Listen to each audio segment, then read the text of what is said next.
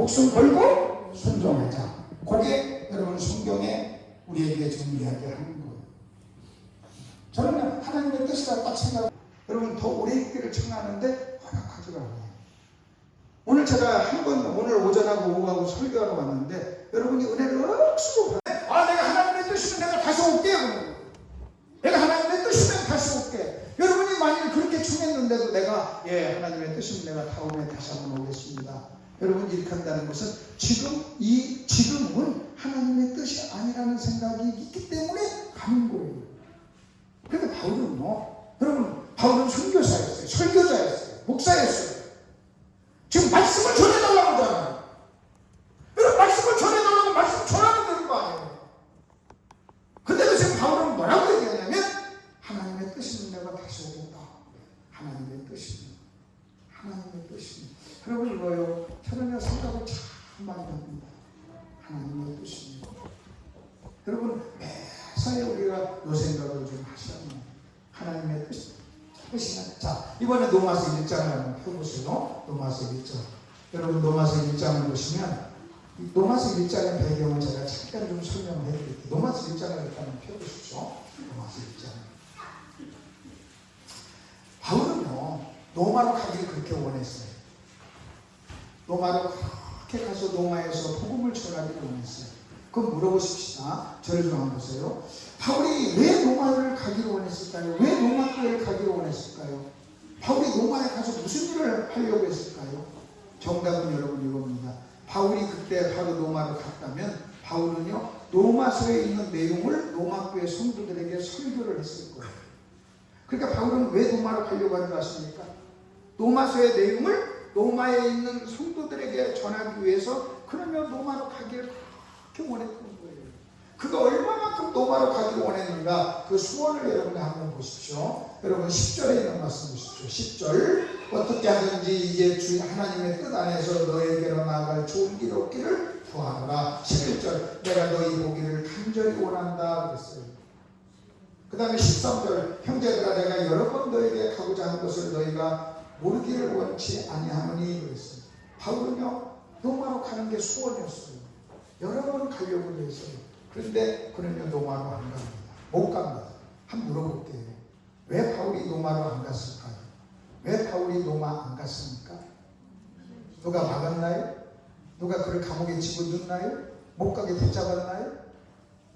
그러면 바울이 로마에 가서 당할 어려움 때문에 안 갔을까요? 아니에요. 바울은 예루살렘에 올라가면 죽음이 순교가 기다리고 있다는 걸 알면서도요 다른 사람들이 다른 여자들이 울면서 말리는데도요 너희가 어찌으로 내 마음을 산란하게 하느냐 하고 책망하면서 그는 로마로 예루살렘으로 갔던 사람이에요.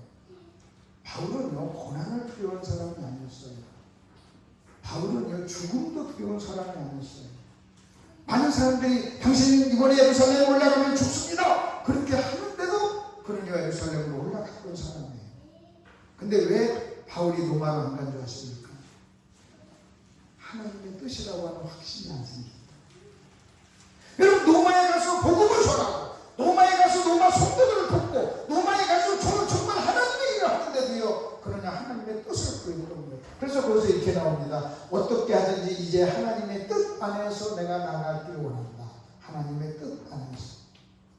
그러니까 바울은 이렇게 기도했던 거예요. 하나님 내가 로마 가기를 원합니다. 로마 교회 가서 이 말씀 전하기를 원합니다. 그랬을 때 하나님께서 바울의 마음속에 그게 하나님의 뜻이야 라는 확신을 안 주고 그 말씀은 있는데 하나님이 가로막아요. 근데 하나님이 가로막는데 바울을 무슨 병들게 하고 바울을 무슨 감옥에 가고 바울을 무슨 누가 어떤 사람이 어려움이 있어가지고 막는 것이 아니라 바울의 마음속에 하나님의 뜻이라고 하는 확신이 안 생긴 거예요. 저는 이 바울을 보면서 그런 생각을 해봅니다. 바울은요 하나님의 뜻이라는 확신이 안 생기면 전혀 무슨 행동이든 움직이지 않았던 거예요. 그래서 기다리다 길이 열리지 않으니까 바울은요 어떤 일을 하지 않습니까? 로마에 있는 성도들에게 편지를 보냅니다. 그게 로마서. 바울이 그냥 갔더라면 로마서는 기록되지 않아요. 기록할 필요도 없고. 근데 하나님의 길을 막고 하나님의 뜻이라는 확신이 안 생기니까 그러냐 그 답답한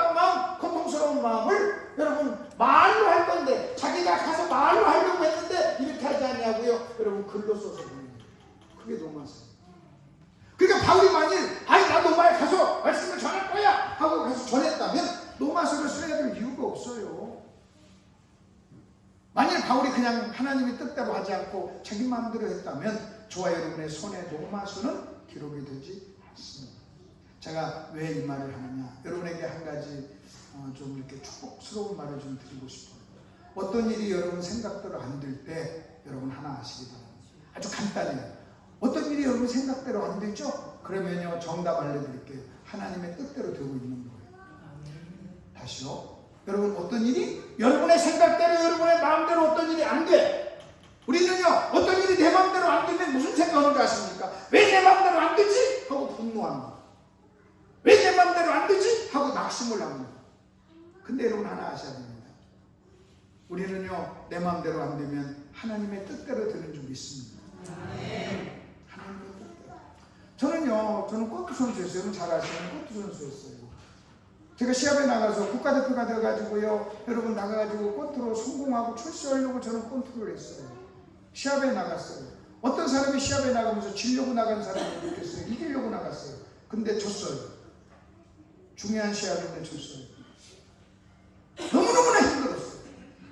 내가 그것을 소화하는 것이 너무너무 힘들었어요. 그래가지고 여러분 막 마음에 고통하다가 저는 예수를 믿었어요. 여러분, 내 생각대로 안 됐기 때문에 예수를 믿는 거예요. 아멘? 아니, 내 생각대로 돼가지고 그 시합에 내가 이겼다면 교회 가야 되고 교회 가려고 하는 마음도 일어나지 않았을 거예요. 내 생각대로 안 됐지만 하나님의 생각대로 된 거예요. 여러분 아셔야 됩니다. 여러분이 하나님의 뜻에 순종하면 하나님의 뜻대로도 되고 내 뜻대로 되는 거예요. 왜? 내 뜻과 하나님의 뜻이 하나가 됐습니까? 근데 내 뜻과 하나님의 뜻이 달라요. 다를 때 내가 내 생각대로 안 됐다면 하나님의 뜻대로 되는 거예요. 여러분, 여러분의 인생 여러분의 생각대로 됐습니까? 안 됐잖아요.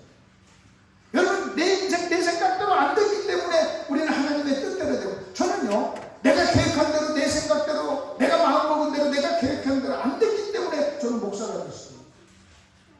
만약 내가 내 생각대로 내 모든 일이 내 생각대로 내 계획대로 됐다면요, 저는 목사가 안 돼요. 목사가 될 사람이 아니에요. 목사 될 생각도 없었어요.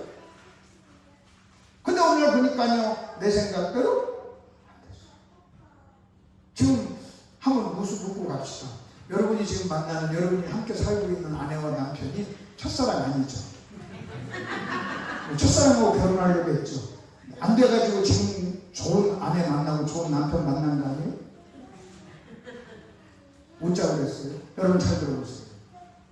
이렇게 생각하세요. 여러분 이렇게 믿으세요. 어떤 일이 내 생각대로 안 되면 누구 생각대로 지금 되고 있다? 하나님의 뜻대로 되고 있다. 그리고 그 하나님의 뜻은 내 뜻보다 더 좋다 나쁘다? 더 좋다 이거예요. 여러분, 지금 바울은 자기 뜻은요, 여러분 글로 써가지고 아니라 그냥 가서 말로 하는 거였어요. 근데 하나님께서는 그걸 막았어요. 그래서 글을 쓰게 했어요. 그래서 노마서를 저와 여러분에게 주셨어요. 그래서 제가 여러분에게 드리고 싶은 말이 그거예요. 어떤 일이 여러분 생각대로 안 되면 지금 여러분은요, 여러분의 노마서를 쓰고 있다고 믿으시기 바랍니다. 시간이 지나고 났을 때는요, 여러분 생각대로 안 됐던 거기에서 기가 막힌 열매들이 맺히는 거예요. 어떤 일이 내 생각대로 안 되는 것을 우리는 뭐라고 하느냐? 고난이라고 해요. 근데 여러분에게서 좋은 영적인 모든 그 열매들은요, 여러분 그 고난에서 맺힌 열매들이죠. 여러분의 인생에서 그 고난을 빼보세요. 여러분 고난을 빼버리면 지금의 여러분의 보배로운 그 믿음이 여러분 생길 수 있냐는 거예요. 제 인생에서도 내가 고난을 빼버리면요, 여러분 절대 지금 같은 이런 모습이 나타나지가 않아요. 내 생애에 고난을 빼면요, 아주 엉터리 힘덕숭이가 나오고, 지금도 엉터리지만 훨씬 더 엉터리예요. 그 고난이 있었기 때문에 인간이 됐고, 그 고난이 있으니까 목사가 됐고, 그 고난이 있었기 때문에 여러분 영적으로 성숙해진 거예요. 성숙해진 거예요. 그래서 그런 것을 알았던 시편 기자가 고난당하는 것이 내게 유익이라 그렇게 이야기를 했던 것입니다. 아멘? 하나님의 뜻. 우리가 무엇을 구할 때 하나님의 뜻을 구하자. 자, 그러면 이제 이렇게 한번 보십시다. 오늘 저는 여러분하고 무슨 얘기를 하려고 하냐면, 여기까지가 서론이에요. 그러면 여러분 이런 생각 들죠. 아니 서론이 저렇게 길면 걱정하지 마세요. 서론이 길어도 끝나는 시간은 똑같아요. 원래 우리 열심히 땡겼잖아요. 땡기고 목사님 뭐 시간 다 약속을 했어요. 12시 안에 끝나서 밥 먹고 오후에 이렇게 하기로 하고, 오늘 저는 여러분하고 두 가지 아주 중요한 두 가지 개념, 성경 개념을 같이 공부할 겁니다. 오전에는 회개, 그 다음에 오후에는 믿음입니다. 자, 오전에 뭐라고요? 회개, 오후에는 믿음. 제가 성경을 수십 년 동안 연구하고 나서요, 평생 성경을 연구하고 나서 성경에 가장 중요한 개념이 단어가 있다면 뭘까? 여러 가지가 있어요. 그 중에 하나가요, 회개와 믿음입니다. 저는 첫째가 회개라고 봐요. 왜 회개가 그렇게 중요한가? 그걸 좀 차근차근 한번 좀 설명을 좀 할 겁니다. 여러분, 회개처럼 중요한 게 얼마 없다고 할 정도로 회개가 너무 중요하다는 거예요. 자, 그러면 우리가 회개를 좀 이렇게 하기 전에 이렇게 여러분 한번 보십시다. 여러분, 아담이 잘 들어보십시오. 아담이 에덴 동산에서 아담이 죄를 졌어요. 아담이 뭘 졌어요? 죄를 졌어요. 죄를 졌어요. 우리가 잘 아는 대로 아담이 죄를 졌죠. 죄를 지자 하나님이 아담에게 찾아와요. 하나님이 아담에게 찾아와서 뭘 하냐면 말씀을 해요. 아담아 하고 부르면서 찾아와요. 너 왜 이렇게 했느냐 하고 물어요. 네가 뭐가 네가 했느냐 하고 이렇게 이야기를 합니다. 그럼 여러분 잘 들어보십시오. 아담이 뭘 범하자? 죄를 범하자. 누가 찾아왔어요? 하나님이. 찾아와가지고 뭐 하셨어요? 말씀을 했어요. 그러면 여러분 이 말씀은요, 아담의 죄를 해결하기 위한 하나님의 은혜로운 방문이에요. 그러니까 아담이 죄를 졌어요. 하나님이 찾아왔어요. 왜 찾아온 줄 아십니까? 아담이 범한 죄 문제를 뭐 하려고? 해결하려고. 뭐 하려고요? 해결하려고. 만일 이때 아담이 여러분 죄를 졌는데 하나님이 찾아와서 말씀을 했을 때 여러분 이 말씀에 올바른 반응을 했다면 죄 문제는 해결되는 거예요. 여러분 죄란 뭔지 아십니까? 죄를 해결하는 게 뭔지 아세요? 회개예요. 여러분 회개라고 하는 단어는 죄라는 단어와 연결된 거예요. 죄를 해결할 수 있는 유일한 비결은 회개밖에 없어요. 그래서 너희는 회개하고 죄 없이 함을 받으라. 만약 여러분이 회개를 하지 않는다는 얘기는요, 여러분의 마음속에 죄가 있다는 거예요. 여러분 잘 들어보십시오. 죄를 해결할 수 있는 유일한 비결은 회개인데, 내가 회개를 하지 않는다는 것은, 죄를 졌는데 회개하지 않는다는 것은 내 속에 죄가 있다는 거예요. 그리고 하나 여러분에게 알려드릴게요. 여러분의 마음속에 죄가 있는 한 여러분은 절대로 행복할 수 없어요. 절대로 행복할 수 없어요. 왜? 죄는요 우리를요 절대로 행복하도록 놔두지를 않아요. 그러면 여러분 잘 들어보십시오. 아담이 죄를 졌습니다. 하나님이 찾아왔어요. 찾아와서 말씀을 합니다. 그때 아담이 두 가지를, 아담이 어떻게 반응하는 줄 아십니까? 이렇게 반응합니다. 하나님 주신 여자 때문에 내가 먹었어요. 하나님이 주신 여자 때문에 내가 먹었어요. 이것은요 말씀에 대한 올바른 반응이 아니었어요. 하나님 주신 여자 때문에 내가 먹었다 라고 하는 이 말씀 속에는 뭐가 있느냐? 기본적으로 세 가지 게 있어요. 하나는 뭐냐? 하나님을 원망합니다. 하나님 왜 저런 여자 줬어요? 두 번째는요, 여러분 책임을 전가합니다. 내가 저 하와 때문에 먹었어요 하고 책임을 전가합니다. 그리고 자기 자신에 대해서 변명을 합니다. 그리고 하와를 비난합니다. 여러분 잘 들어보십시오. 지금 범죄하고 난 다음에 아담이 죄를 짓고 나서 하나님이 오셔서 말씀을 합니다. 이 말씀을 잘 들었으면 이 죄가 해결됐을 거예요. 근데 이 말씀에 대해서 그가 어떻게 반응하느냐? 하나님을 원망하고 자기를 변명하고 책임을 전가하고 하와를 비난하고 참소를 해요. 이것은 뭐냐? 말씀에 대한 올바른 반응이 아니었다는 거예요. 여러분 지금도 마찬가지예요. 여러분이 만약 한 주간 동안 혹시 자기도 모르게 세상에 살다가 죄를 졌습니다. 여러분이 오셨어요. 죄를 짓고 온 거예요. 자, 목사님 통해서 말씀이 전해집니다. 그 전해진 말씀에 여러분이 만일 원망하거나 책임을 전가하거나 비난하거나 참소하거나 송사하거나 변명하면 여러분은요 지난주에 범했던 죄 문제를 해결할 수가 없는 거예요. 해결할 수가 없는 거예요. 여러분 성경은요 똑같이 이와 똑같은 얘기가 또 하나가 있어요. 여러분 우리가 잘 아는 대로 여러분 다윗이 죄를 범했어요. 사울도 죄를 범했어요. 이때 하나님께서는요, 다윗에게는 나단을 통해서 말씀을 전합니다. 여러분, 사울에게는 사무엘을 통해서 말씀을 전합니다. 여러분, 솔직히 말씀을 전하는 사람의 무게로 따지면요, 나단보다 사무엘이 훨씬 더 무게가 나가는 사람입니다. 성경은 사무엘을 뭐라고 하는지 아십니까? 사무엘의 입에서 나온 말이 땅에 떨어진 것이 없다고 할 정도로 사무엘은 위대한 하나님의 사람이었어요. 한평생 그는요, 지도자로 살았습니다. 사무엘이라고 하는 사람은 어떤 사람이었느냐? 잘 들으십시오. 이스라엘 역사에, 여러분, 이스라엘의 역사에 이 사사시대가 있어요. 그리고 왕정시대가 있어요. 이 사사시대와 왕정시대를 연결해주는 사람이 사무엘입니다. 사무엘은요, 사사시대, 그 다음에 사무엘시대를 연결해주는 마지막 사사요, 마지막 종교, 정치 지도자였어요. 그리고 그는요, 사울에게 기름을 붓고 안수하고 다윗에게 기름을 부었던 사람이에요. 이스라엘의 1대 2대 왕에게 기름을 부었던 사람이에요. 그런데 여러분, 이 사무엘이 어떤 사람? 사무엘이 나중에 은퇴할 때 이런 얘기합니다. 자, 내가 평생 동안 여러분 앞에 출입을 했습니다. 혹시 내가 여러분 거 토색한 거 있고 잘못한 거 있고 뇌물 받은 거 있으면 금 잡은 거 있으면 나한테 얘기하세요. 내가 다 갚겠다 그랬을 때 아무도 사무엘을 공격하지 못했어요. 그 정도로 사무엘은 평생 동안 정말로 좋은 지도자였어요. 종교적으로, 정치적으로 그는 좋은 지도자였어요. 근데 그 사무엘이 사울에게 말을 했습니다. 여러분 다시 한번 잘 보세요. 다윗이 죄를 졌어요. 사울이 죄를 졌어요. 다윗에게는 나단, 사울에게는 여러분 사무엘이 갔습니다. 똑같이 말씀을 전했어요. 만일 말씀을 전한 사람의 무게, 말씀을 전한 사람의 명예, 말씀을 전한 사람이 어떤 사람이냐, 그걸 따진다면 나단보다 사무엘이 훨씬 더 유명한 사람입니다. 근데 사울은 회개하지 않았어요. 변명하고 책임을 전가하고 원망했어요. 변명했어요. 백성들에게 변명하고. 다윗은요, 회개했어요. 다윗은 회개했어요. 이해가 되시죠? 우리가 너무나 잘 아는 일이에요. 그리고 난 다음에 두 사람의 인생은요, 행복하게 달랐어요. 그럼 어떻게 달라진 줄 아십니까? 여러분, 다윗도 죄를 범하고 사울도 죄를 범했어요. 똑같이 40년 왕생활을 했어요. 똑같이 40년 왕생활을 했어요. 여러분, 다윗도 40년, 사울도 40년. 똑같이. 여러분, 왕생활을 했다는 것은 똑같이 부자로 살았다는 거예요. 똑같이 여러분 잘 먹고 잘 살았다는 거예요. 그런데 결정적으로 한 가지 차이가 있어요. 무슨 차이가 있는지 아십니까? 다윗은요, 다윗의 마음속에는 항상 평화가 있었어요. 아멘? 다윗은요, 시편을 기록하고 찬양을 했어요.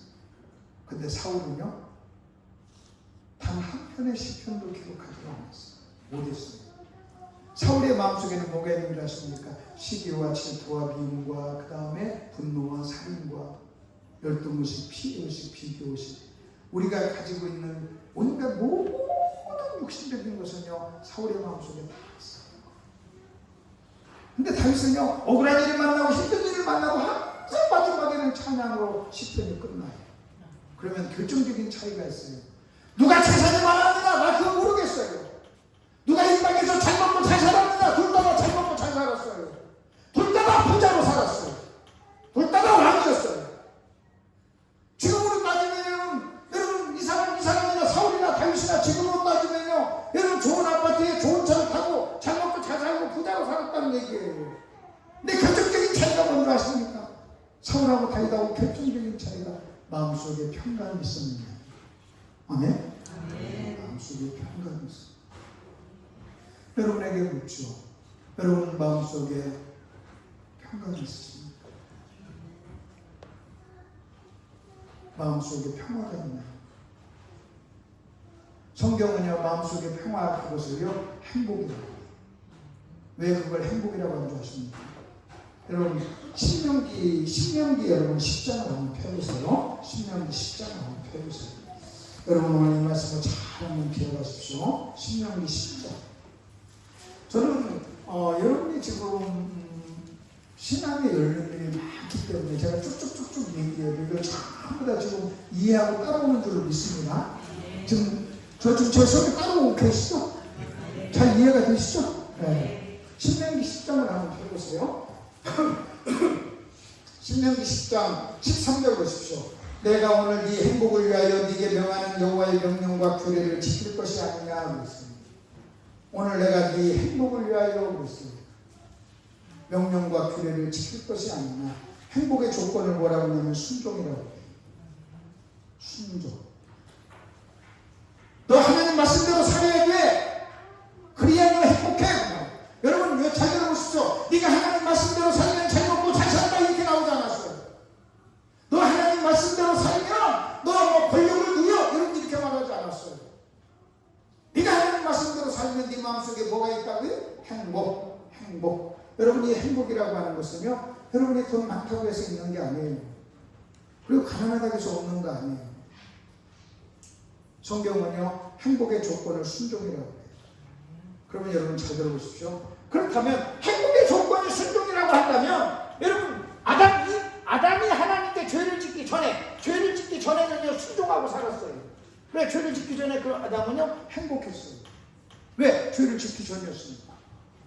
그리고 죄를 짓고 난 다음에 여러분 그는요 불행했어요. 그러면 이 행복과 불행의 차이가 뭐냐는 거예요. 성경은 뭐라고 얘기하느냐? 네가 행복하려면 순종해. 네가 순종하면 너 행복해. 여러분 이렇게 얘기하고 있어요. 그렇다면 여러분 잘 보십시오. 여러분 아담은 죄를 짓기 전에는 순종했어요. 그 행복했어요. 그럼 죄를 짓고 나서 그는 불행했어요. 그럼 성경이 말하는 행복과 불행의 결정적인 차이가 뭔지 아세요? 그걸 알려면요 아담이 죄를 짓고 난 다음에 어떻게 달라졌는가를 보는 거예요. 죄를 짓기 전에 있었던 그 어떤 것이 죄를 짓고 나서는 없어졌어요. 죄를 짓기 전에는 없었던 어떤 것이 죄를 짓고 나서는 생겼어요. 그게 뭔지 아십니까? 여러분 잘 들어보십시오. 죄를 짓기 전에 아담과 하와에게 있었던 것이 있어요. 그게 뭔지 아세요? 서로 부끄러워하지 않았어요. 옷을 입을 필요가 없었어요. 딱 그게 하나예요. 벌거벗었으나 부끄러워하지 아니었더라 했어요. 그래서 행복이 뭐냐? 제가 여러분에게 알려드릴게요. 행복이 뭐냐? 수치심이 없어야 돼요. 죄의식이 없어야 돼요. 죄책감이 없어야 돼요. 아멘 하세요. 뭐가 없었어요? 죄책감, 죄의식, 부끄러워, 수치심이 없었어요. 여러분 성경에서는 아담과 하와가 범죄하기 전의 모습을 딱 한 가지로 얘기해요. 저들은 벌거벗었으나 부끄러워하지 아니했더라. 우리도 그래요. 아담이 행복했을 때, 죄를 짓기 전에 행복했을 때인데 그때는 어떤 모습이었을까? 성경은요 나와 있질 않아요. 다른 건 몰라요. 근데 딱 하나 얘기해요. 벌거벗었는데 부끄러워하지 않았다는 거예요. 여러분 행복이 뭔지 아세요? 알려드릴게요. 여러분의 마음속에 부끄러움과 수치심과 그 다음에 죄책감과 죄의식이 없으면 여러분은 행복합니다. 그게 행복이에요. 여러분이 1,000억을 가지고 있어도 부끄러워하고 부끄러움이 있고 죄책감이 있고 죄의식이 있고 여러분 보십시오. 부끄러움과 그 다음에 죄책감과 수치심 여기서 우리는요 열등의식도 나오고 비교의식도 나오고 피해의식도 나오고 싸나움도 나오고 미움도 나오고 시기도 나오고 그 단순히 그것만이 아니에요. 근데 여러분 아담과 하와가 죄를 딱 짓고 나서 불행했어요. 그럼 성경대로 죄를 짓고 나면 불행해요. 그럼 불행했을 때 여러분 아담의 마음속에 찾아온 게 뭔지 아십니까? 2가지 것이 찾아왔어요. 하나는 부끄러워서 옷을 입었고 또 하나는 두려움이에요. 그래서 여러분에게 말씀드리죠. 여러분의 마음속에 부끄러움과 두려움이 없다면 여러분은 행복하세요. 큰 소리로 다시 뭐가 없으면요? 부끄러움과 두려움이 없습니다. 여러분이 나는 못생겼어 하고 두려워하고 쪽팔려하고 열등의식이 있으면요 미안하지만 행복하지 못하는 거예요. 여러분 가난하다고 쪽팔려하고 가난하다고 부끄러워하면요 미안하지만 행복하지 못하는 거예요. 그때 여러분에게 여러분 가난해서 행복하지 못한 게 아니에요. 가난에 대한 부끄러움이 나를 행복하지 못하게 해요. 가난하다고 다 부끄러워하지 않아요. 여러분 못생겼다고 다 열등의식 갖고 있지 않아요. 어떤 사람은요 못생겼어도요 당당하게 살아가는 사람이 있어요. 그거 전혀 부끄러워하지 않아요. 여러분 예를 들어서 여러분 쌍꺼풀이 없어서 부끄러워요. 그럼 쌍꺼풀 오면 부끄러움이 없어질까요? 천만의 말씀. 천만의 말씀. 여러분 쌍꺼풀이 있으면 생기면 이제는요 뭔 줄 아십니까? 또 다른 것 때문에 턱이 좀 그래서 턱을 또 깎아야 되잖아요. 턱 깎고 나면 또 다른 거 계속 생기는 거예요. 계속 생기는 거예요. 여러분 다시 한번 잘 들어보십시오. 여러분 우리가 착각하지 말자는 거예요. 속지 말자는 거예요. 나는요 이런 생각해요. 여러분 죄 때문에 수치심과 두려움이 찾아왔어요. 복음은요 죄를 해결했어요. 죄를 해결했다는 것은 부끄러움과 이 수치심을 해결했다는 거예요. 그리고 다시 말씀드릴게요. 너희가 순종해야 된다. 그래야 행복해. 그렇다면요 아담이 정말 죄 짓기 전에 순종했을 때 아담의 모습이 행복했어요. 그러면 아담이 죄 짓기 전에 행복했을 때 에덴 동산이라고 하는 여러분 그 에덴 동산이 있어서 행복합니까? 그럼 죄를 짓고 나서는 에덴 동산이 날아갔나요? 여러분 죄를 짓고 에덴 동산이 무슨 날아갔어요? 에덴 동산이 사라졌어요? 그런 거 아니잖아요. 여전히 에덴 동산에 살지만요 불행했어요. 여러분 에덴 동산에서 살았지만 여러분 불행한 거예요. 불행한 거예요. 그래서 나는 생각해보는 거예요. 여러분 정말 성경대로 내가 합니다. 그러면 문제는 뭐냐면 내가 행복하나 불행하나 이 문제를 해결하는 게 죄인데 죄를 해결해야 되는데 죄를 해결하는 게 뭐냐? 그게 회개입니다. 근데 그 부분을 조금 쭉 한번 공부를 해봅시다. 여러분 교환을 한번 보세요. 이것을 기본으로 까시고 여러분 가지고 있는 교환을 한번 보십시다. 교환을 한번 잘 보세요. 지금 제가 이제 큰 개념 두 가지 걸 여러분에게 얘기했어요. 하나님의 뜻. 여러분 우리는 하나님의 뜻대로 살아야 될 줄로 믿습니다. 무엇을 선택하고 결정할 때 뭐하자? 기도하자. 기도를 하는 이유가 뭐라고요? 뭘 구한다? 하나님의 뜻을 구한다. 순종. 그 다음에 우리가 순종하면 뭐하다? 행복. 아담과 하와가 죄 짓기 전에 행복했어요. 뭐했다? 벌거벗었으나 부끄러워하지 않았다. 죄 짓고 나서의 부끄러움과 두려움이 있어요. 그래서 여러분 이렇게 생각하십시다. 여러분 마음속에 부끄러움과 두려움이 있으면 나는 이 두 가지를 가지고는 절대로 뭐 할 수 없다. 행복할 수 없다. 그러니까 반드시 이 두 가지 문제를 뭐 하자? 해결하자. 여러분 그리고 이 두 가지가 없이 여러분 당당하면 여러분 행복하시는 거예요. 두려움이 없고 부끄럽지 않으면요 여러분 괜찮아요.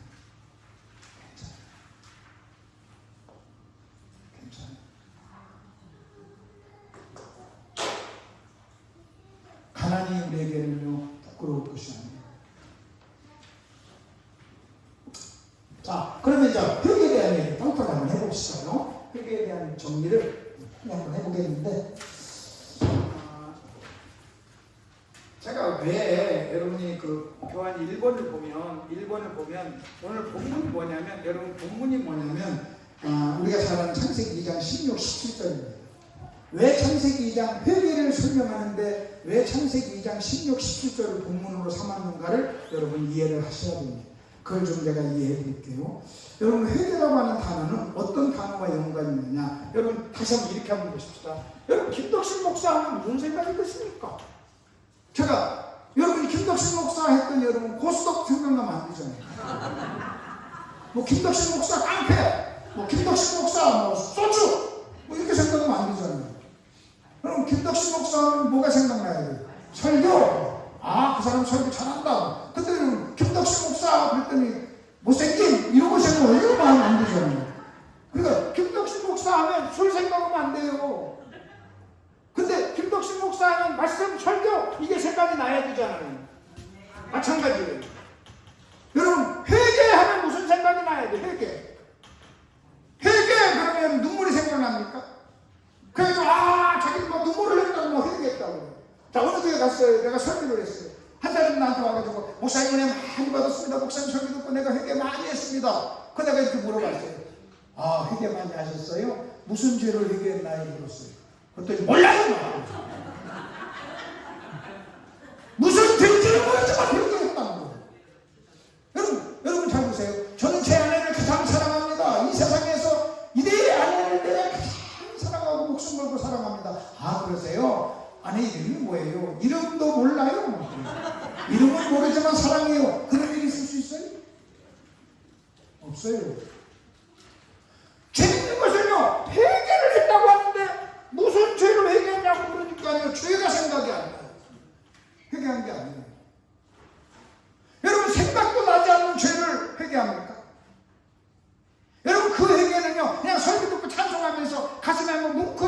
하면서 눈물 한번 찡 흘린 거예요. 그건 감정이에요. 여러분 마음이 감동해가지고 눈물 한번 흘리는 것이 회개라면 트로트 곡 한 곡 들어도 눈물 흘려요. 그게 회개입니까? 누가 슬픈 얘기해요. 그래서 울어요. 그게 회개입니까? 여러분 성경이 말하는 회개는 여러분 잘 들으세요. 성경이 말하는 회개라고 하는 단어는 결정적으로 연결된 단어가 있어요. 죄와 연결. 아멘. 뭐가 연결되어 있어요? 죄와. 회개 그럼 죄와 연관이 있어요. 그 성경에서 너희는 회개하라. 그럴 때는요 반드시 그들이 회개해야 될 죄를 지적해요. 여러분 베드로가 어떻게 설교한 줄 아십니까? 하나님이 메시아를 보내줬어. 근데 너희들이 그 메시아를 몰라보고 십자가에 못 박았어. 너희가 그 죄를 회개하고 구체적으로 여러분 죄를 얘기해요. 제가 여러분 회개해야 될 오늘 이 시간에 회개해야 될 죄를 구체적으로 지적해 줄게요. 왜 하나님 말씀을 전하는데 아멘을 안 하십니까? 그 죄예요. 아멘 하시길 바랍니다. 아멘 하는 걸 회개하시고 아멘 하시길 바랍니다. 네, 구체적으로. 여러분 베드로가 여러분 회개하세요 이렇게 말하지 않았어요. 여러분 회개하세요 그렇게 말하지 않았어요. 하나님이 메시아를 보냈는데 너희가 메시아를 죽였어. 그저 회개. 그러니까 그들이 우리가 어떡할까 하면서 그들이 꼬꾸라졌던 거예요. 그리고 그 죄를 회개했어요. 그 죄를 회개했어요. 여러분 잘 들어보십시오.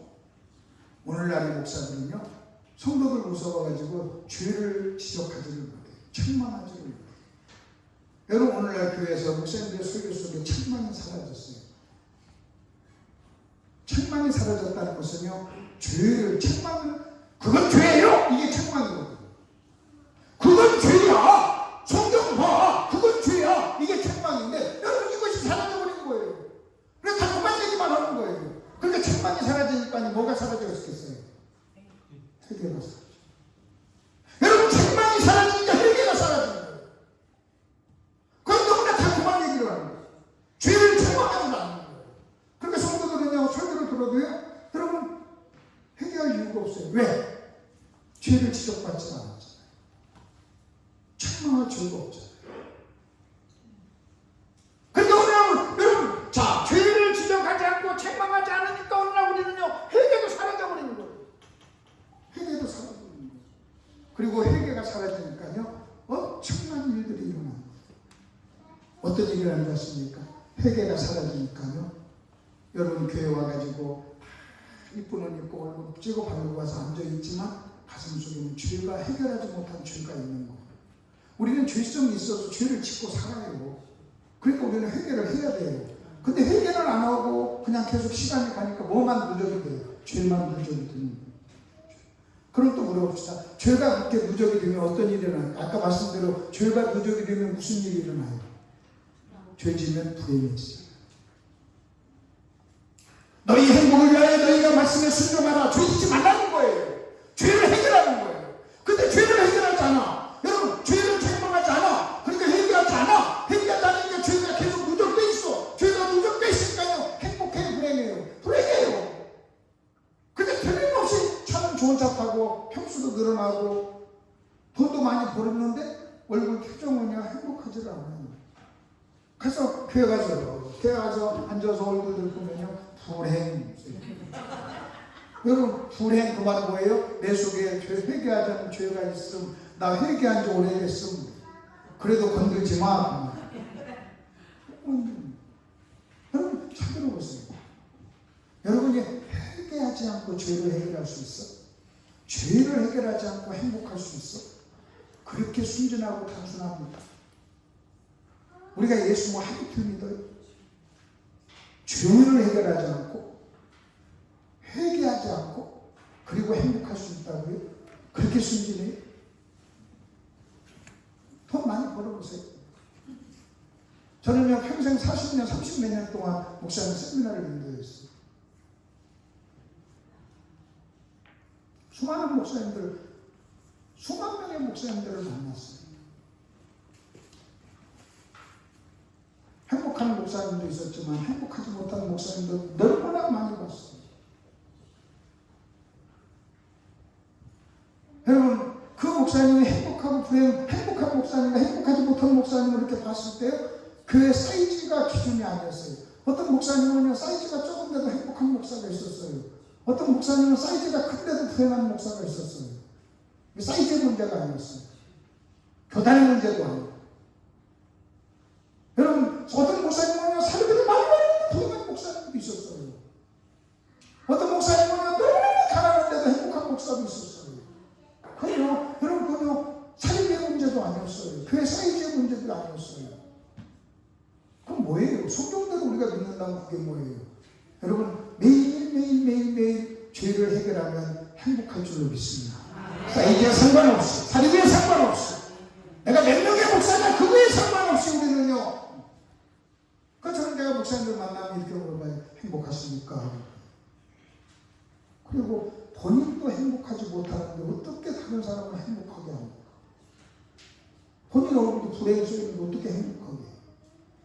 그리고 왜 내가 행복하지 못한가를 몰라요.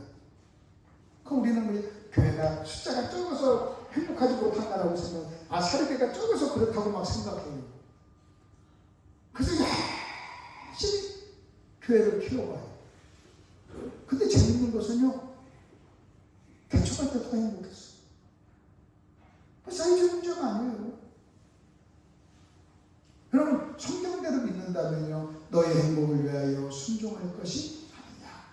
순종은요, 죄 문제를 해결하는 거예요. 여러분, 오늘 이 말씀을 여러분 잘 한번 새겨 들으시기 바랍니다. 아멘. 회개는 무슨 단어가 연관됩니다? 죄. 내가 회개하면 여러분 죄라고 하세요? 회개. 다시 회개. 죄. 그렇지. 정신 똑바로 차리고. 죄하면 여러분 회개하세요. 회개하면 죄합시다. 자, 이제 뒤집박죽 합니다. 죄. 회개. 두 단어는 연결되어 있어요. 회개. 그러면 왜 내가 창세기 2장 16, 17절을 본문 삼는 줄 아십니까? 그게 최초의 죄였어요. 선악과를 먹은 게 죄였어요. 그래서 이 죄를 어떻게 우리가 해결할 것인가를 설명하기 위해서 그럽니다. 자, 2번으로 넘어가 봅시다. 빨리 한번 넘어갈게요. 2번 넘어가 보세요. 회개는 어떤 단어와 연관이 있느냐? 기본적으로 4가지 단어와 연관이 있어요. 회개는요, 복음과 연관이 있어요. 회개하고 복음을 믿으라. 회개하고 복음을 믿으라. 그래서 복음을 믿으려면 반드시 먼저 회개를 해야 돼요. 회개하고 복음을 믿으라. 그 다음에 또 이 회개라는 단어는 무슨 단어와 연관되냐면 구원이라는 단어와 연관되어 있어요. 여러분요, 우리는요, 구원받았다 그 말은 회개했다는 거예요. 회개하지 않고 어떻게 구원받을 수 있나요? 그래서 회개는 복음이라는 단어와 연결되어 있고, 회개라는 단어는 구원이라는 단어와 연결되어 있어요. 그래서 만약 우리가 회개를 정확하게 모르면 우리는요, 구원을 잘 몰라요. 복음을 잘 몰라요. 복음을 모르는 사람은요, 복음을 모르는 게 아니라 회개를 잘 몰라요. 회개는 복음, 회개는 구원과 연관이 있어요. 그 다음에 또 하나, 회개는요, 여러분, 죄와 연관이 있어요. 죄와 연관이 있다는 우리가. 그 다음에 또 하나, 회개는요, 성화와 연관이 있어요. 회개는요, 회개를 하면서 회개를 하고 회개하면서 주님을 닮아가는 거예요. 여러분 물어보십시오. 여러분 제자 훈련해가지고 주님을 닮아갑니까? 천만의 말씀. 회개해야 주님을 닮아가요. 제자 훈련을 해가지고 회개를 해야 주님을 닮아가요. 내가 설교를 듣는다 할지라도요, 여러분 성경을 공부한다 할지라도 내가 회개하지 않으면 주님을 안 닮아가요. 여러분 주님을 닮아간다는 것은 내 죄가 해결되는 거예요. 그러니까 여러분 잘 들어보십시오. 예수를 믿었는데도요, 여러분 삶이 안 달라지는 사람의 공통적인 특징은요, 회개가 없어요. 회개가. 그래서 여러분 잘 들어보십시오. 회개는요, 천국 가는 죄 문제도 해결되지만 구원받고 난 이후에 범하는 죄 문제도 회개가 해결합니다. 그래서 저와 여러분은요, 우리는 밥 먹듯이 물 마시듯이 우리는 죄성이 있어서 죄를 범합니다. 우리에게는 죄성이 있어요. 원죄. 구원받았어도 죄성이 있어요. 그래서 나도 모르게 우리는 죄를 져요. 내가 내 아내하고 살다가 내 아내한테 내가 죄를 얼마나 많이 짓습니까? 그럼 여러분 그래요. 내가 죄를 10번을 졌으면 10번 회개해야죠. 근데 재밌는 것은요, 죄는 10번 짓는데 회개는 한 번이에요. 죄는 100번을 짓는데 회개를 안 해요. 우리는 죄로 똑같은 죄를 짓잖아요. 그러니까 어떻게 해야 되는지 아십니까? 여러분 우리는요, 매 죄성 때문에 매 시간 항상 내가 죄를 범할 수 있는 가능성이 우리에게 있으니까 우리는 항상 회개할 수 있는 가능성을 가지고 살아야 돼요. 매 순간순간 회개하겠다고 하는 생각을 가지고 우리는 살아야 된다. 아멘? 여러분, 제가 이렇게 막 설교하다가도 갑자기 팍 열려가지고 여러분들 화를 내면 죄 지은 거잖아요. 그럼 얼른, 아이고, 내가 미안합니다. 하나님, 내가 잘못했습니다. 아이, 성도 여러분, 내가 화냈는데 미안합니다. 잘못했습니다. 이래야죠. 여러분들 지금 앉아서 그냥 가끔 막 기쁜 마음으로 앉아있지만, 앉아있으면서 아멘 안는 죄를 범할 수 있잖아요. 그럼 빨리 끝나고 나서, 아이고, 목사님, 내가 아멘 안 했습니다. 하겠습니다. 빨리빨리 회개를 하셔야죠. 회개를 하셔야죠. 근데 재밌는 것은요, 죄를 짓는 가능성은 너무나 짙은데 회개할 준비는 전혀 안 돼요. 회개할 준비 전혀. 여러분에게 물어보죠. 여러분 언제 회개하셨어요? 그러면 회개하지 않을 만큼 그만큼 죄가 쌓였다는 거예요. 나는요, 내 의지와 상관없이 내 의지와 상관없이 내가 선을 행하고자 하나 선을 원하는 선을 행치 않는도다. 오히려 죄를 행하는도다 하면서 바울은요, 그것 때문에 너무너무 고민했어요. 여러분, 내가 아내를 사랑하는데 내가 사랑의 표현을 하지 않는 대신 아내한테 죄를 범하고 있구나. 그것 때문에 내가 왜 이러지 이렇게 고민해본 사람이 어디 있나요? 그러니까 제가 이 생각을 해보는 거예요. 우리는 육신이 연약해서 언제든지 죄를 범할 수 있지만 우리는 또 완악해가지고요, 여러분, 자기는요 회개할 생각은 전혀 안 하는 거예요. 자, 그럼 이제 넘어가 봅시다. 2번으로 넘어가 봅시다. 여러분, 사사시대 때 사사기 21장 25절이요 사사기의 키워드입니다. 거기 한번 보십시오. 그때 이스라엘의 왕이 없으므로 사람이 각기 자기의 소견에 오른 대로 행했더라. 거기다 좀 치세요. 소견에 오른 대로. 소견에 오른 대로. 여러분 잘 들어보세요. 자, 그리고 저를 좀 보세요. 여러분, 사사시대 때, 우리는 사사시대 때가 영적으로 굉장히 어두웠고 죄를 많이 지었을 때라고 그래요. 그러면 사사시대 때 그들이 죄를 많이 지었으니까 막 엉망진창으로 살았느냐? 그렇지 않아요. 사사시대 때 살았던 그들의 삶의 철학이 뭔지 아십니까? 자기 소견에 오른 대로. 뭐라고요? 시작. 자기 소견에 오른 대로. 자기 소견에 오른 대로. 이게요. 근데 그같이 사람들은 자기 소견에 오른 대로 살았는데 하나님 그걸 뭐라고 한 줄 아십니까? 사사기 13장 1절 보세요. 이스라엘 자손이 다시 여호와의 목전에 뭘 행했다고 그랬어요? 악을 행했다. 소견에 오른 대로 했는데 하나님은 악이라고 그래요. 여러분, 사람들은요 자기 생각에 오른 대로 했어요. 오른 대로. 그럼 또 한번 물어보죠. 저 좀 보세요. 자기 생각에 오른 대로 했으니까 자기가 한 일을 죄라고 생각했을까요? 안 했을까요? 안 했죠. 죄라고 생각 안 했을까요? 회개했을까요? 안 했을까요? 안 했죠. 근데 하나님은 그걸 뭐라고 그래요? 악이라고. 여러분, 재밌잖아요. 사람들은 자기는 내 생각에 오른 대로 나 살았어 그래요. 근데 하나님은 뭐라고 하십니까? 악하다고 그래요. 여러분, 예를 들어봅시다. 저는 내가 옳다고 생각해가지고 아내를 막 쪼았어. 그럼 내가 그렇게 하는 것을 내가 죄라고 생각 안 했어. 근데 성경은 나한테 뭐라고 하십니까? 너는 아내를 귀하게 여기지 않는구나 하고 나보고 죄라고 해요. 여러분, 나는 내가 내 아내한테 죄졌다는 생각을 한 번도 안 해. 왜? 내 속에는 오른 대로 내가 했으니까. 근데 하나님은 뭐라고 하냐면 그걸 악이라고 그래요. 그래서 자기 속에는 오른 대로 그걸 뭐라고 하십니까? 주관적이라고 그래요. 하나님의 그건 악이야. 하나님의 평가는요 객관적이에요. 객관적. 우리는 주관적으로 자기 스스로는요 여러분 죄라고 생각을 안 해요. 근데 하나님은 악이라고 해요. 여러분 잘 봅시다. 자기 속에는 오른 대로 했기 때문에 막 엉망으로 살면 그렇지 않아요. 지금도 우리는 간음은 죄라고 생각해요. 그럼 간음 안 해요. 간음 안 해요. 여러분, 술 먹는 거 죄라고 생각해요. 근데 술 안 먹어요. 담배 피는 거 죄라고 생각해요. 그런데 담배 안 피워요. 근데 재밌는 것은요, 여러분 술 안 먹고 담배 안 피우고 간음 안 하고 도둑질 안 하고 거짓말 안 해도요, 하나님 우리한테 뭐라고 하셨습니까? 악한 놈 군다. 근데 우리는요, 내가 죽었는데 내 속에는 오른 대로 내가 살았으니까 내가 뭐 회개할 게 뭐가 있어? 우리도 모르는 사이에 그런 것을 뭐라고 하셨습니까? 자기라고 그래요. 자기가. 여러분, 자기 소견이 옳은 대로 사는, 양심적으로 사는 사람일수록 하나님 보시기에 더 그럴 수가 있다. 그럼 여러분 또 한번 보십시다.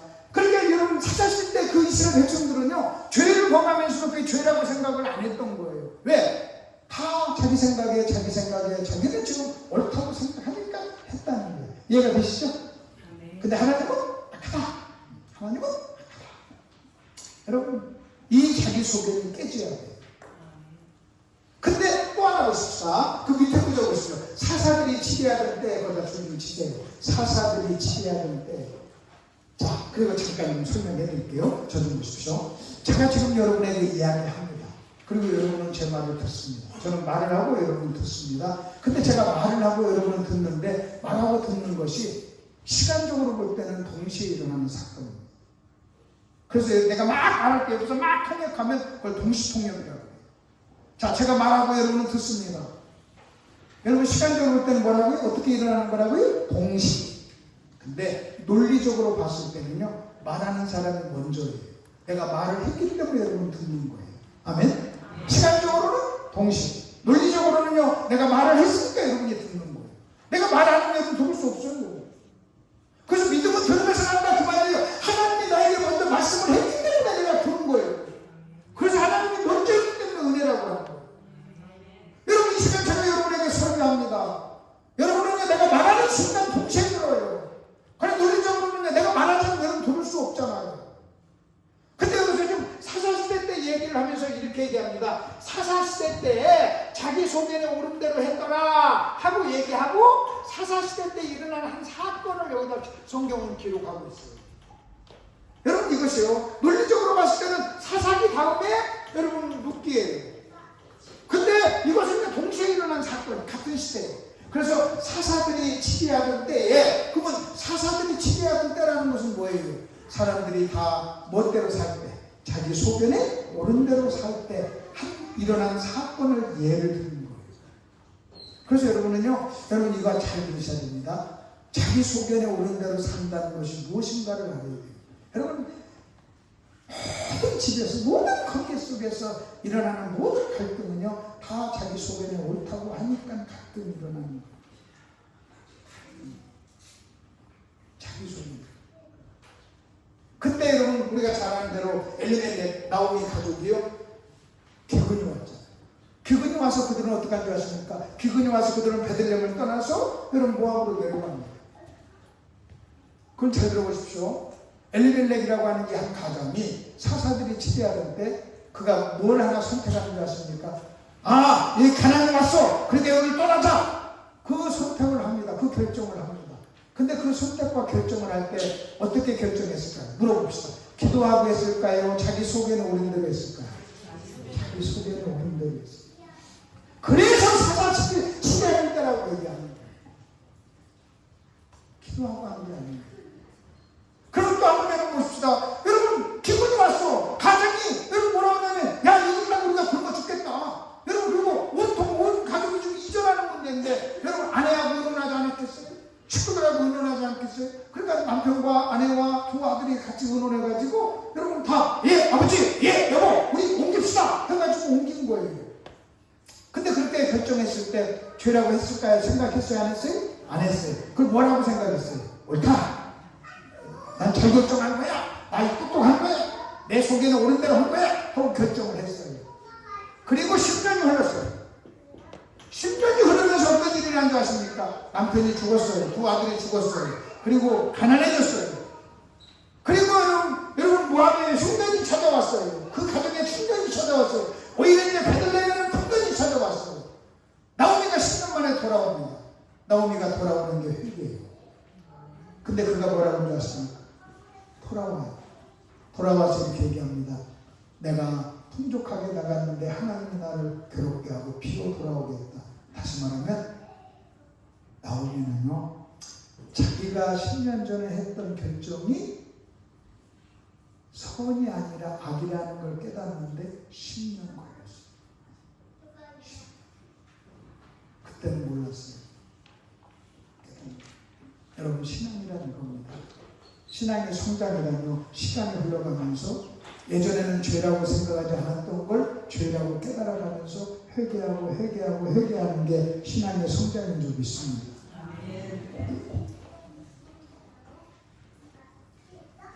저는요, 생각해보면요, 저는 여러 사람들을 만나잖아요. 만나면 저 자신도 그래요. 내가 이렇게 보면요.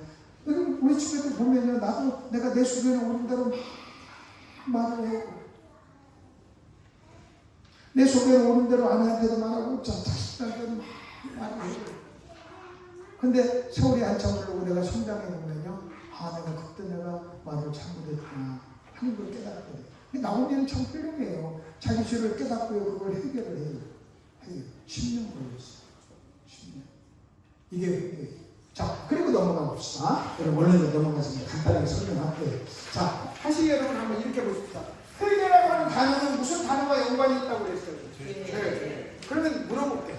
여러분, 왜 죄란 뭐예요? 죄하면 무슨 생각이 제일 먼저 떠올라요? 우리는 죄하면요, 술 먹는 것, 담배 피는 것, 아니면 욕하는 것, 거짓말하는 것, 살인하는 것, 간음하는 것, 이런 것만 생각해요.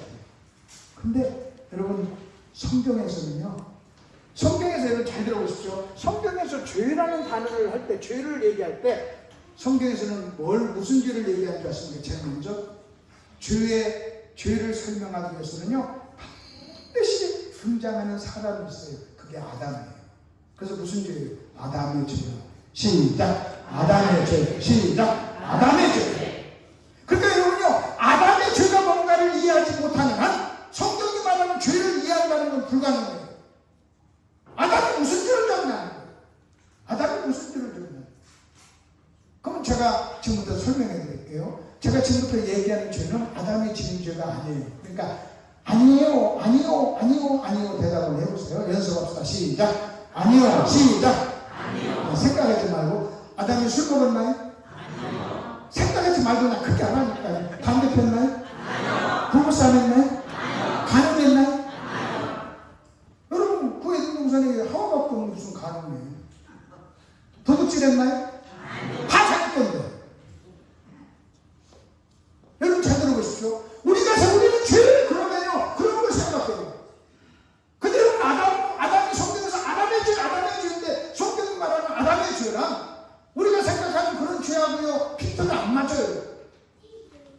그러다 보니까 어떤 일이 일어나는지 아십니까? 내가 생각하는 죄라는 것은 안 짓는데 성경이 말하는 아담의 죄를 우리가 짓고 있다는 거예요.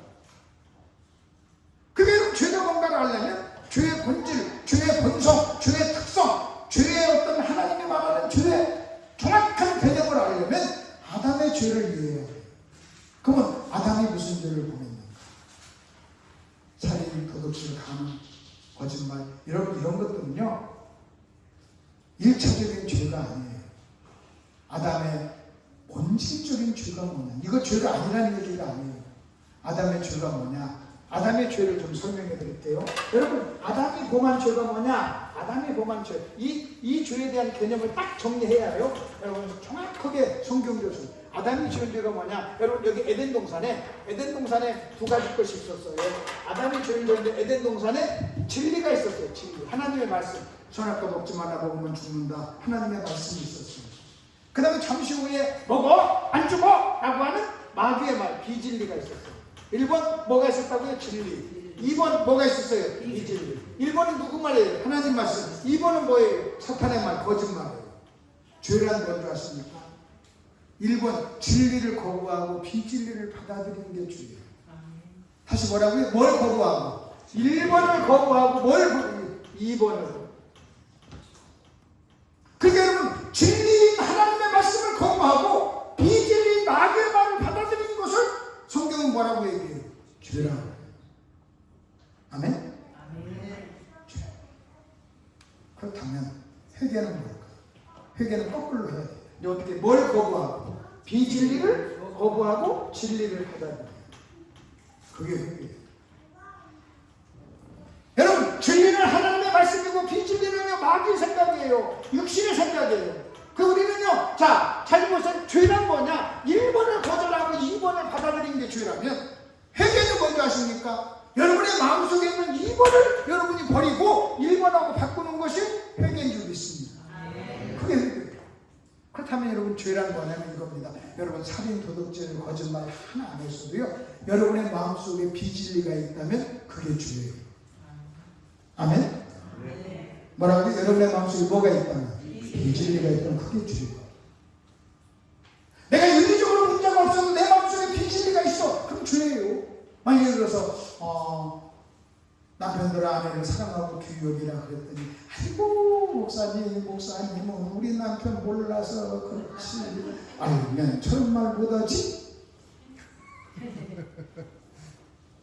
거꾸로도 그래요. 아이고 여러분, 아내를 귀여기라. 목사님 우리 아내 몰라서 그래요. 아이고 저런 말 못하고. 똑같은 얘기예요. 근데 성경에서 이렇게 나오니까, 남편들아 아내를 사랑하라 가로 열고 착한 아내가. 그런 거 없잖아요. 그러니까 여러분, 그런 거 다 비진리예요. 비진리. 근데 우리는요, 그 비진리를요, 죄라는 의식 없이 막 얘기를 해요. 그 성경에서 이 비진리를 뭐라고 얘기하십니까? 이 비진리를 다른 표현으로 얘기하면 하나님을 대적하는 이론, 사람의 교훈, 장로의 유전, 육신의 생각, 내 생각, 이런 표현으로 얘기하는 겁니다. 그러니까 여러분, 해결은 뭔지 아세요? 기본적으로요, 생각을 하고. 자, 또 한 번 해볼게요. 저 좀 보세요. 제가 이제 제 친구랑 같이 지금 설악산에 놀러 가요. 단풍 구경 갑니다. 한참 좀 가고 있는데 아내한테 전화가 왔어요. 여보, 돌아오세요. 돌아오세요. 그게 뭐예요? 회개하라는 거예요. 결국 뭐예요? 설악산 가지 말고 어디로 오라는 거예요? 집으로 오라는 거예요. 그러면 내가 지금 설악산 지금 친구랑 같이 설악산 가는데 아내가 전화 와가지고 여보 돌아오세요 한다고 돌아갈 거야 안 갈까요? 안 가지. 막 돌아오세요 한다 큰 소리로 해. 그래도 가요 안 가요? 안 가. 슬픈 말로 해. 안 가. 울면서 해. 그래도 안 가요. 돌아오라. 회개하라. 돌아오라. 근데 내 아내가 이렇게 한다고 합시다. 전화가 왔어요. 전화 와가지고 여보 아버님 쓰러지셨어. 중환자실에 있는데 오늘 못 넘긴대. 자, 그렇게 왔어요. 설악산 갈까요? 집으로 갈까요? 해결한 말 안 했는데. 여러분, 그 전화를 받고 설악산 가던 길에서 돌이켜서 다시 집으로 가는 것을 해결하고 해요. 뭐가 바뀌어진 거예요? 생각이 바뀌어진 거예요. 생각이 바뀌어지니까 행동도 바꾼 거예요. 해결한 말 한마디도 안 했으면 여러분 돌이킨 거예요. 여러분 설교 속에 여러분 회개하세요 한다고 해도 회개하는 게 아니에요. 하나님 말씀을 통해서 성령께서 여러분의 마음속에 있는 어떤 생각이 비진리고 죄라는 것을 깨닫게 해줄 때 여러분 우리는 생각을 바꾸는 거예요.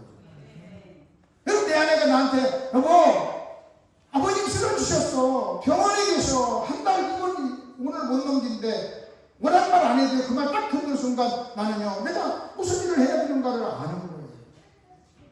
어떤 사람은 해결한 말을 많이 하는데 여러분 돌아오세요 한다고 돌아가는 게 아니잖아요. 결국은 뭐냐? 여러분 잘 들어보십시오. 해결하는 거예요. 자, 죄란 이겁니다. 여러분 진리를 거부하고 비진리를 받아들이는 게 죄의 본질, 죄의 본성, 죄의 가장 중요한 특징이라면 회개는 뭐냐? 비진리를 진리로 바꾸는 거예요.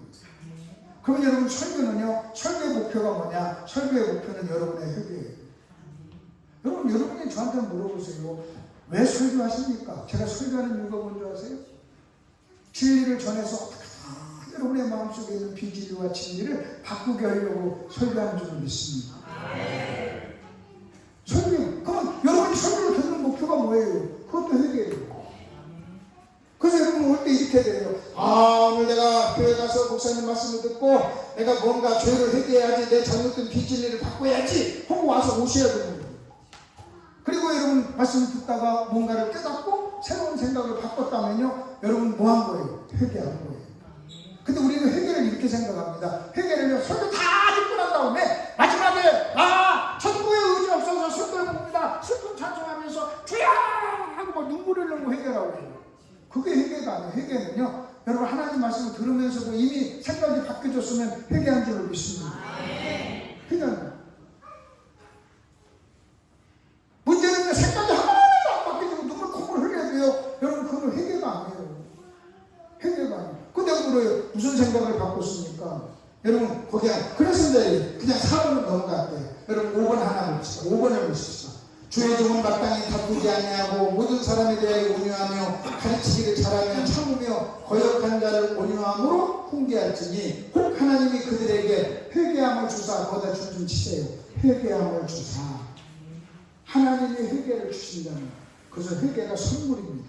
하나님이 뭐라고 해요? 선물. 시작. 선물. 시작. 선물을. 하나님의 선물이에요. 하나님의 선물. 회개함을 주사 뭘 한다고 그랬어요? 진리를 알게 한다. 여러분요, 여러분 진리를 몰랐던 사람이 거기 주의 종이 잘 가르쳐가지고 진리를 알면 그게 회개한 거랍니다. 여러분 쳐들어보십시오. 여러분 회개함을 주사 눈물을 흘렸다. 그럼 눈물 흘리는 게 회개예요. 근데 여러분 그런 말 안 나와 있잖아요. 회개함을 주사 뭘 한다고요? 진리를 뭐 한다고요? 안다. 진리를. 그게 여러분요, 몰랐던 진리를 알면 뭐 하신 거예요? 회개하는 거예요. 저는 지금 설악산 가다가 몰랐던 지식, 몰랐던 정보를 알게 됐어요. 우리 아버지가 지금 쓰러져서 병원에 있다는 걸 내가 알게 됐잖아요. 그리고 그것에 근거해서 행동을 한 거죠. 그렇다면 여러분 잘 들어보세요. 회개는 뭔지 아십니까? 주의 종이 말씀을 전하고 청중이 말씀을 들어요. 거기 보니까 주의 종이 이렇게 나옵니다. 주의 종은 마땅히 다투지 않냐고 온유하고 가르치기를 잘하며 참으며 거역한 자를 온유함으로. 그래서요, 설교자의 가장 중요한 특징 중에 하나는 온유함이에요. 온유함. 여러분 지금 아멘 안 하니까 내가 막 뚜껑 열리려고 하는데 지금 참는 겁니다. 참아라. 여러분 참아라, 온유하라, 참아라, 온유하라 이 말은요, 더럽게 사람들이 말씀 안 받는다. 그러니까 성질 나도 참아. 일단 그래서요, 싸나운 사람은 목사하면 안 돼. 싸나운 사람. 그래서 온유한 설교자. 뭐라고? 시작. 온유한 설교자. 그 다음에 청중은 어떤 사람이어야 돼요? 청중. 거기 훈계를 할지니 훈계. 여러분 청중은 뭐냐? 여러분 설교란 뭔지 아십니까? 설교를 여러 가지 얘기할 수 있는데 설교는요, 여러분 목사님이 말씀을 가지고 여러분을 훈계하는 거예요. 훈계할지니 그랬잖아요. 근데 여러분 저 좀 보세요. 훈계라는 것은요, 겸손해야 하는 거예요. 제가 여러분 이런 겁니다. 여러분 말씀은 그렇게 받는 거 아닙니다. 아멘하고 받는 겁니다. 이런 게 훈계예요. 한번 해볼게요. 여러분 말씀 그냥 때리고 그렇게 받는 게 아니라 입으로 받는 거고 아멘하고 받는 겁니다. 아멘 하세요. 했을 때 여러분이 아멘! 그럼 그게 훈계예요. 근데 여러분 훈계는요, 겸손한 사람이 합니다. 그래서 저는 두 가지, 온유한 설교자와 겸손한 청중. 시작. 온유한 설교자와 겸손한 청중. 두 사람이 만나야 돼요.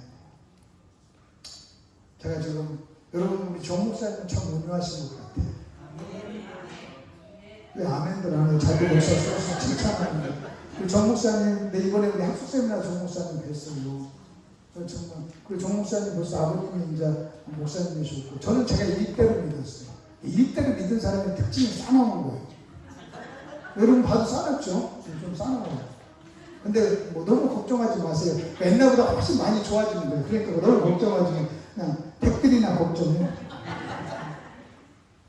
저는 이렇게 봐요. 온유한 설교자와 겸손한 청중이 만날 때 회개가 일어나요. 다시 뭐라고? 시작. 온유한 설교자와 겸손한 청중이 만날 때 회개가 일어나요. 지금 제가 상당히 참고 있는 거예요. 그러니까 너무 그때 하나님이 선물로 줘요. 그러니까 여러분 한 사람이 회개하는데 하나님도 역사하고 성령도 역사하고 말씀도 역사하고 목사도 있어야 되고 본인도 있어야 돼요. 그냥 갑자기 한 가지 것만 가지고 일어나는 게 아니에요. 여러분 잘 들어보세요. 온유한 설교자도 있어야 되고 잘 가르치는 목사님도 있어야 되고 또 성령의 역사도 있어야 되고 본인도 겸손해야 되고 이런 일이 다 짝이 갖춰졌을 때 뭐가 일어나요? 회개. 회개는 뭐라고? 그래서 하나님이 주신다. 하나님의 선물이에요. 그럼 저 좀 보세요. 여러분이 오늘 예배 참석하셔가지고요, 은혜 받았다는 것은 뭔지 아십니까? 회개라는 선물을 받았다. 다시, 뭔 선물? 회개라는 선물. 여러분 예를 들어 오늘 예배 마치고, 자 예배 마치고 오후 예배 마치고 2시 반에 여러분 선물 하나 다 준비했습니다. 그 선물 저 뒤에 하나씩 가져가는데 하나씩만 가져가세요. 봉투에 1000만원씩 들어있습니다. 그러면 점심 먹고 갈 사람 손들어. 하나도 없을까? 1000만원이라는 거예요. 그럼 물어보십시다. 여러분 솔직히 여러분이 오늘 말씀을 듣고 은혜를 받았고 깨달았다면요, 뭘 받는 거예요? 선물. 누가 주셨어요? 하나님. 무슨 선물? 회개라는 선물을 주셨어요. 그렇다면 여러분 보세요. 설교하는 사람도 설교의 목표가 회개예요. 여러분도 회개하러 오는 거예요. 그래서 여러분 왜 오늘 교회 오십니까? 예, 회개하러 갑니다. 왜 부흥이 청소하세요? 예, 회개하고 계세요. 왜 말씀 들어요? 예, 회개하고 계세요. 그 저는 끊임없이 생각해요. 내가 온유한 설교자, 온유한 설교자. 나는 온유해야 됩니다. 설교자는 온유해야 됩니다. 청중은 겸손해야 됩니다. 그러면 하나님이 두 사람에게 은혜로 선물을 주시죠. 하나님 주신 선물이 뭐냐? 깨닫는 거. 몰랐던 진리를 아는 거. 진리를 알게 한다. 몰랐던 진리를 아는 거. 아멘? 오늘 여러분 회개에 대해서 우리가 공부를 했습니다. 굉장히 중요합니다. 굉장히 중요해요. 저는 설교할 때마다 여기 설교 부탁을 받고 내가 무슨 설교를 할까 얼마나 고민했겠어요. 왜? 설교가 딱 하나만 있으면 고민할 것도 아니지만 설교가 수만 편이 있는데 그 중에 하나를 하려니까 두 개를 하려니까 너무 고민했잖아요. 나는 지금요, 만약 설교 딱 한 편만 하라면 나는 회개에 대한 설교를 한 편만 할 거예요. 회개. 이것은요, 여러분 예수 잘 믿는 사람도 못 믿는 사람, 어떤 사람들은 다 필요한 게 회개예요. 목사도 회개가 필요하고 장로님도 회개가 필요하고 누구나 다 회개가 필요하고. 나는요, 설교하면서 나는 내 설교를 듣는 사람이 내 설교를 통해서 뭔가 생각을 바꾸고 회개하기를 원한다. 너무나 추상적으로 믿어요. 와가지고요, 생각이 하나도 바뀌어질 게 없어요. 회개할 게 하나도 없어요. 와가지고 2시간 앉아있는데 3시간 앉아있는데 여러분 나갈 때요, 여러분 선물을 안 받고 나가는 거예요. 달라진 게 없어요. 여러분 설교는 그렇게 해서는 안 돼요. 하나를 해도 정확하게 우리가 하자는 거예요. 정확하게 하자는 거예요. 그래서 오늘 죄란 뭐냐? 여러분 죄와 회개를 정의를 딱 내리면서 맞춥시다. 죄란 뭐냐? 여러분 진리를 거부하고 비진리를 소유하는 게 죄예요. 여러분의 마음속에 비진리가 있으면 성경은 그것을 뭐라고요? 죄라고 해요. 그걸 뭘로 바꿔야 돼요? 진리로 바꿔야 돼요. 그걸 진리로 바꿔야 돼요. 그것을 우리는요, 해결. 그래서 해결은 뭐냐? 그 마지막 여러분 거기 결론 보세요. 성경이 말하는 회개는 뭐라고 되어 있어요? 성경이 말하는 회개는 뭐예요? 비진리를 진리로 바꾸는 것으로 하나님의 뭐라고 해야 될까요? 하나님의 선물입니다. 맞아요. 요 얘기하려고 지금까지 한 거예요. 자, 성경을 한번 해봅시다. 그 결론을 한번 읽읍시다. 자, 시작. 성경이 말하는 회개는 비진리를 진리로 바꾸는 것으로 하나님의 선물입니다. 오늘 오전에 이제 선물 받으셨으니까 오후에도 받으시기 바랍니다. 밥 먹고 갈 사람 손 들어요. 하나 둘. 저는요, 어느 교회를 가도 밥 먹고 간 사람이 하나도 없어요. 저는 참. 그 이따 내가